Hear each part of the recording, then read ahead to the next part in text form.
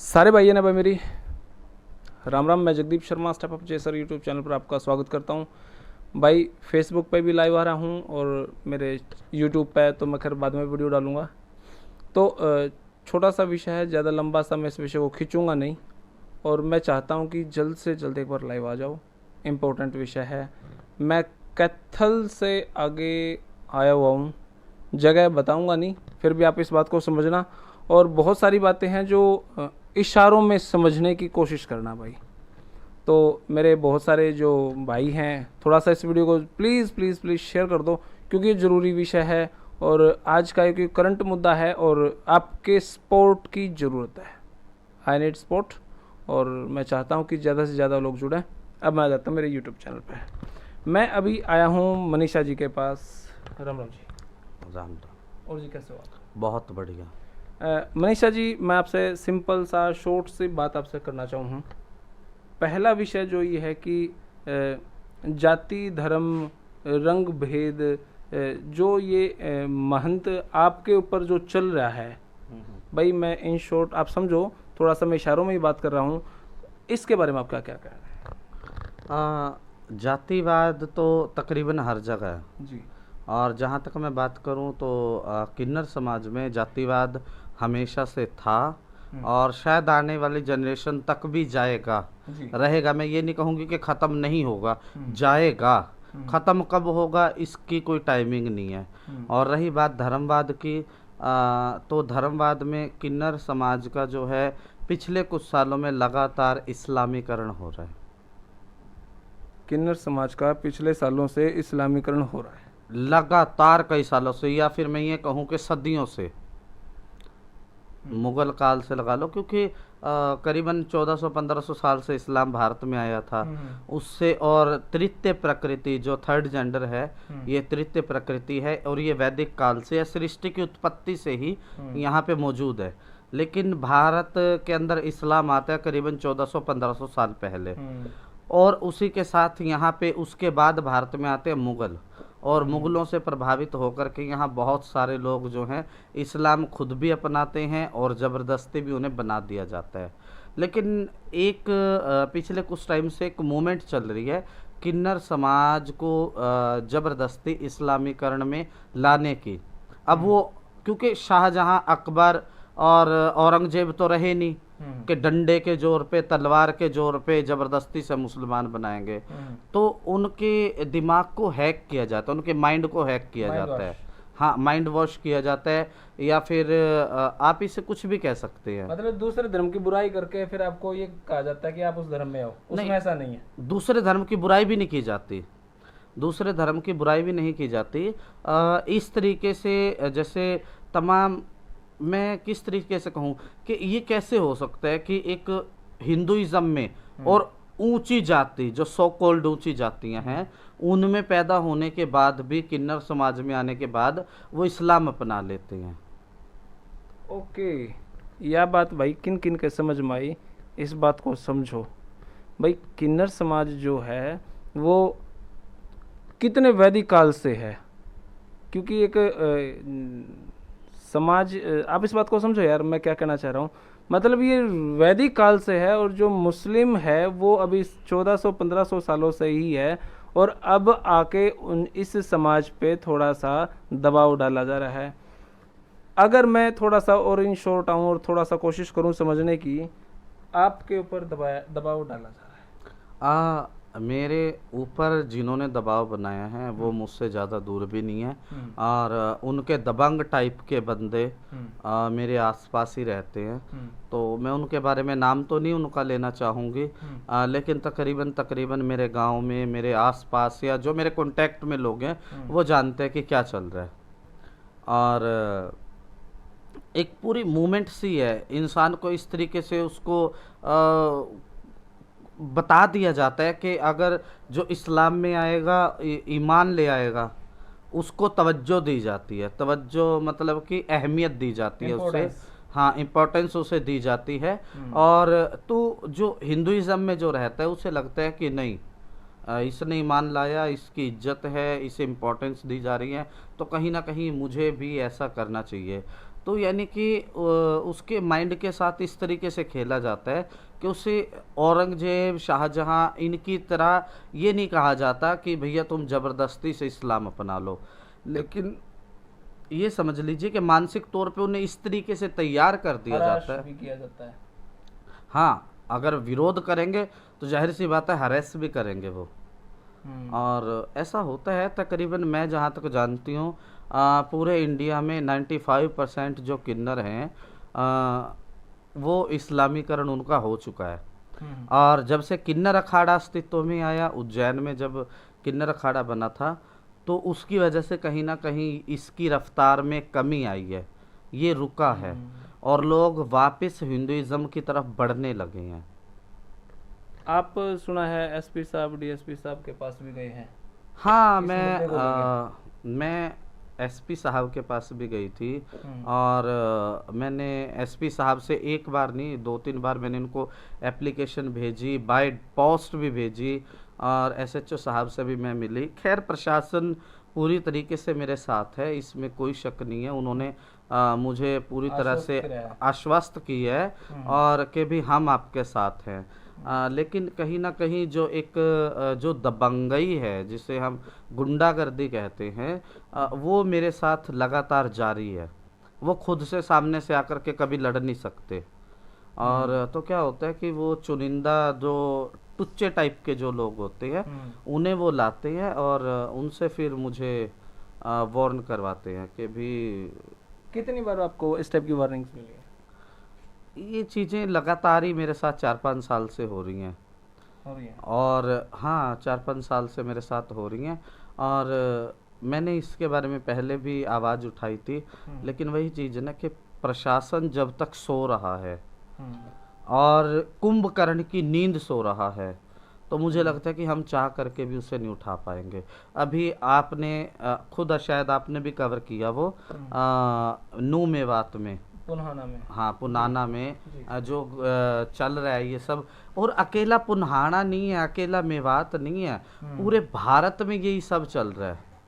लेकिन वही चीज़ है ना कि हमारे यहाँ पे सिस्टम पता क्या है, हमारे यहाँ पे कॉन्वेंट स्कूल हो सकते हैं, जो क्रिश्चियनिटी को फॉलो करते हैं उन संतों के नाम पे स्कूल हो सकते हैं, कॉन्वेंट स्कूल हो सकते हैं जहाँ पे बड़ा क्रॉस लगाया जाता है, आधुनिकता का हाँ नारा हाँ दिया जा रहा है। हाँ हाँ हाँ, यहाँ पे मदरसे हो सकते हैं, लेकिन यहाँ के स्कूल में हिंदुइज्म को नहीं पढ़ाया जा सकता। और ये प्रशासन की कुंभकर्णी नींद है। शायद मुझे लगता है कि वो आने वाले अभी और भी कई साल सोएगा जब तक कि भारत के 4 टुकड़े और नहीं हो जाते। जो मेरे भाई फेसबुक पे लाइव आ रहे हैं, इस वीडियो ने शेयर करो भाई। अभी ज़रूरत है आपकी इस समाज को बचाने के लिए, हिंदुत्व को बचाने के लिए। मैं किसी हिंदुत्व का एजेंडा नहीं दे रहा, लेकिन कोई भी धर्म है अगर उसको छीना जा रहा है तो वो गलत है। सिंपल सी ये बात है। तो अभी ज़रूरत है, इस वीडियो ने भाई एक बार शेयर कर दो, बहुत ज़रूरत है। आप इस बात को समझो, यह वीडियो किसी ना किसी के पास, ऐसे व्यक्ति के पास पहुंचनी चाहिए जो सपोर्ट कर सके। आप पुलिस प्रशासन के पास भी गए, वहाँ पे क्या कहा गया स्पेशल?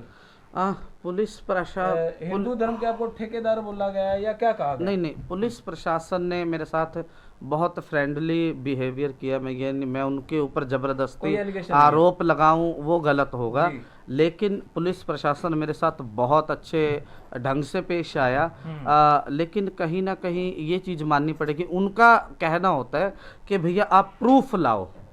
अब भैया हरासमेंट का क्या प्रूफ होगा? हाँ, अब उन्हें कोई बताए कि भैया वो अकबर नहीं है, वो शाहजहां नहीं है, वो औरंगजेब नहीं है कि वो तलवार के जोर पे आके कहेंगे कि धर्म परिवर्तन करो।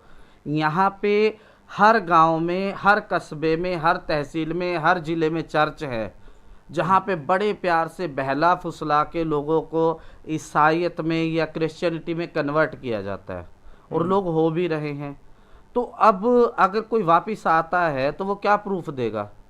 उसके पास कोई प्रूफ ही नहीं होता, क्योंकि वो कहेगा कि जी हाँ उन्होंने मुझे मुतासिर किया, मैं उससे मुतासिर होकर के, प्रभावित होकर के मैंने अपना लिया। क्योंकि वो टाइम चला गया जब तलवार के जोर पे इस्लाम या क्रिश्चियनिटी ये सब फैलाया जाता था। अब टाइम है बहलाने का, फुसलाने का, लालच का, साम दाम दंड भेद कोई भी नीति अपनाई जा सकती है। आपको शायद इसलिए भी टारगेट तो नहीं किया जा रहा क्योंकि आप एक एजुकेटेड हैं, और हरियाणा में एक पहली ऐसी उभरती मनीषा है जो एक एजुकेटेड है। इसको अगर हम हमारे धर्म में सम्मिलित कर लें तो वैल्यू बढ़ेगी। क्या आपको लगता है ऐसा? नहीं, ऐसा भी हो सकता है क्योंकि जहाँ तक मैं जानती हूँ ट्रांस कम्युनिटी के अंदर बहुत हायर एजुकेटेड लोग हैं, लेकिन ट्रांस कम्युनिटी के लोगों में इतनी हिम्मत नहीं होती कि वो खुल करके कभी ये कहे कि हमारे समाज में ये चल रहा है। अब मुझे नहीं लगता कि शायद आज तक किसी किन्नर ने खुल करके ये कहा होगा कि जातिवाद के नाम पे हमारे समाज में किसी बच्चे का शोषण होता है। हालांकि मेरा नहीं हुआ जातिवाद के नाम पे, लेकिन जो निम्न स्तर की जो जातियां मानी जाती हैं, मैं नहीं कहती कि हैं, जिन्हें निम्न स्तर की जातियों में गिना जाता है, उन जातियों के बच्चों के साथ कहीं ना कहीं जो एक अनटचेबल जो व्यवहार होता है वो इस समाज में अब भी बदस्तूर जारी है। और इसके अलावा धर्म के नाम पे तो मुझे लगता है कि अगर मुझे कोई कहे ना, मैं जब उनसे मिली तो वो कहते कि नहीं जी ऐसा तो हो ही नहीं सकता, प्रशासन ने मुझसे कहा कि जी ऐसा तो हो ही नहीं सकता। तो मैंने बोला कि अगर मैं आपको प्रूफ दूं एक एक डेरे में, पूरे हरियाणा पूरे हिंदुस्तान में ले जाके अगर मैं आपको एक एक डेरे में चेक करवाऊं, क्या चेक करवाऊं? यही कि इस्लामीकरण हो रहा है, बाकायदा उसके प्रूफ उन्हीं के डेरे से मिल जाएंगे। ऐसा कैसे हो सकता है कि एक ब्राह्मण के घर में पैदा होके बच्चे ने इस्लाम अपना लिया, सिख धर्म के अंदर पैदा होके बच्चे ने इस्लाम अपना लिया, बनिए के घर में पैदा होके बच्चे ने इस्लाम अपना लिया, ईमान ले आया, ईमान जिसे कहा जाता है, तो वो मेंटली टॉर्चर नहीं करते, वो उन्हें इस तरीके से मतलब कि तैयार करते हैं उसके दिमाग को माइंड वॉश करके उसे पहले बताया जाता है कि Islam is the best religion in the world. जो करने वाला है वो अल्लाह करने वाला है, अल्लाह के सिवा किसी की जात नहीं है। और ये ऐसी तमाम तरह की चीज़ें हैं। बहुत तलवार के बल, मतलब तलवार या किसी ताकत के बेस पे नहीं, लेकिन उनको एक अलग सेंस में उनको समझाया जाता है, बात अलग सेंस पे, मानसिक तौर पे तैयार किया जाता है। बार बार अगर आप एक ही झूठ को बार बार बार बार सच लगने लगता वो सच लगने लगेगा, और वही चीजें आज की तारीख में हो रही है। आप भी इस बात के भुगतभोगी हैं कहीं? मैंने तो इस चीज को भोगा है, मैं तो इस चीज को भोग चुकी हूँ, और भोगने के बाद ही मैंने इसके खिलाफ आवाज भी उठाई थी। तो अभी क्या पुलिस स्टेशन में कंप्रोमाइज हुआ है? नहीं, पुलिस स्टेशन में हमारा भी कॉम्प्रोमाइज़ नहीं हुआ, हमारा केस चल रहा है। और तो जिस पार्टी के खिलाफ चल रहा था उसके खिलाफ मेरा चल ही रहा है, क्योंकि सामने से जो पार्टी वाले हैं यही मेरे से कोई 2-3 किलोमीटर हैं, ज़्यादा दूर भी नहीं वो रहते। और तो बस अभी कुछ नहीं कहा जा सकता उसके बारे में, अभी कुछ नहीं कहा जा सकता। अभी आप फाइनली क्या चाहते हैं? फाइनली तो क्योंकि मैं किसी धर्म के अगेंस्ट नहीं हूँ, क्योंकि धर्म की जहाँ तक बात आती है, धर्म जो है इंसान को अच्छा जीने के लिए प्रेरित करता है। सभी नहीं, मैं बार बार कह रही हूँ, सभी धर्म नहीं प्रेरित करते, कुछ एक धर्म इंसानियत के लिए हमें प्रेरित करते हैं। सभी में तो फिर मैं ठीक है जो कुछ भी है, लेकिन धर्म बुरे नहीं होते, लेकिन कहीं ना कहीं जिस तरीके से उन्हें प्रचारित किया जाता है, लोगों को फोर्स किया जाता है, एजेंडा बना करके पूरी एक मूवमेंट है। शायद आप लोगों ने, मेरे ख्याल से भारत के आधे से ज्यादा लोगों को पता ही नहीं है कि गज़वाए हिंद है क्या, गज़वाए हिंद है क्या, आधे से ज्यादा भारतीयों को इसका पता ही नहीं है। और जहाँ तक मुझे पता है कि जो आर्य समाज से जुड़े लोग हैं वो जानते होंगे कि गज़वाए हिंद क्या है। गज़वाए हिंद जो है वो एक सपना है, एक ड्रीम है जो उनको फ्यूचर में पूरा करना है। जो सपना है कि सिंधु नदी से पार पार का जो इलाका है वो कहीं ना कहीं हमें उसमें इस्लाम स्थापित करना है।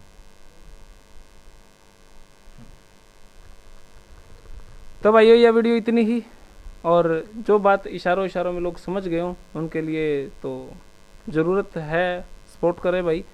और दूसरी बात, क्योंकि मैं मेवात आने की तैयारी में हूँ, और अगर ये बातें चल रही हैं तो मैं ये सोचता हूँ कि कितने मुस्लिम भाई इस हिंदू के बारे में सोचेगा। लेकिन मैं इतना जरूर कहूँगी जी।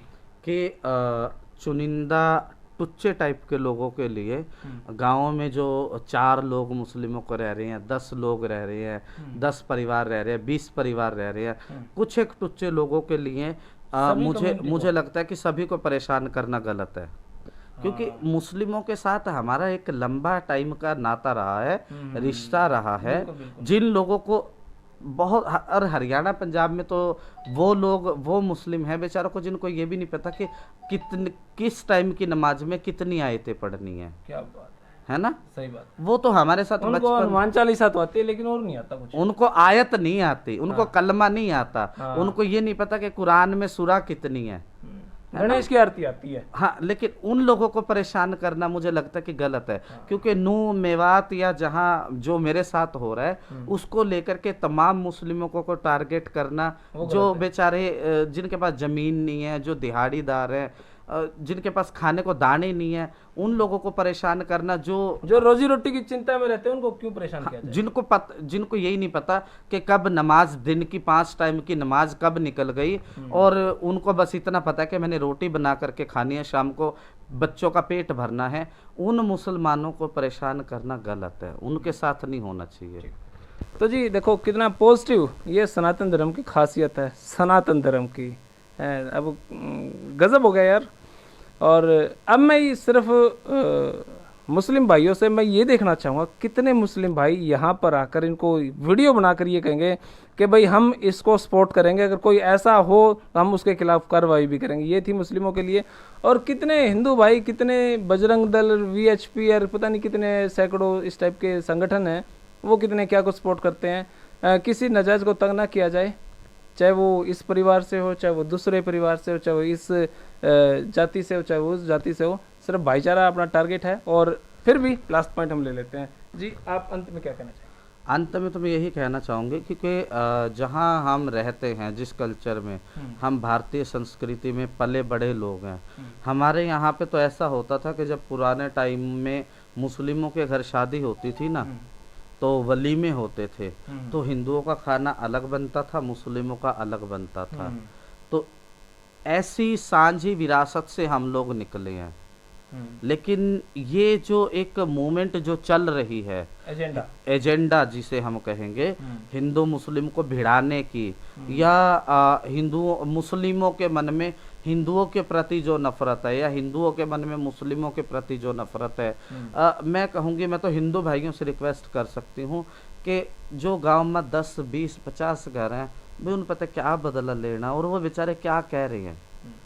जो ये बीज बो रहे हैं ना, असल जड़ को, जब वो बीज बोया जा रहा है, उस पेड़ को ही जड़ से उखाड़ो ना, ऊपर से पत्ते पत्ते तोड़ के तो कोई फायदा नहीं है। ये तो हमारे भाई हैं, हमारे साथ खेल रहे हैं, खाए हैं, हमारे साथ रोटी में, बोटी में, शादी में, ब्याह में, हर चीज में हमारे साथ रहे हैं। लेकिन कहीं ना कहीं ये कट्टरवाद जहां से आ रहा है, और ये जमुना को पार करके कैसे हरियाणा में पहुंचा, क्योंकि हरियाणा में कट्टरवाद नहीं था कभी भी। हरियाणा में तो, मेरे हरियाणा के लोगों का तो इतिहास ऐसा रहा है कि जब 1947 में पार्टीशन हुआ, तो हिंदुओं ने मुस्लिमों को अपने अनाज के दाने के ड्रम में छिपा छिपा के उनको बचाया, और उन्हें यहाँ रोका कि नहीं, तुम हमारे भाई हो, तुम पाकिस्तान मत जाओ, तुम हमारे भाई हो, हमारे साथ हरी जिंदगी बीतती है। तो अब वो बाहर से कोई आ रहा है, उनको पढ़ा रहा है, उनको तालीम ऐसी दे रहा है, उनको शिक्षा, उनको एजुकेशन, उनके दिमाग में वो चीज़ें भरी जा रही हैं जिसकी वजह से कट्टरवाद बढ़ रहा है। नहीं तो आज से 10-20 साल पहले ऐसी चीज़ें थी ही नहीं। ये चीज़ें कहाँ से आ रही हैं, हमें ये देखना है।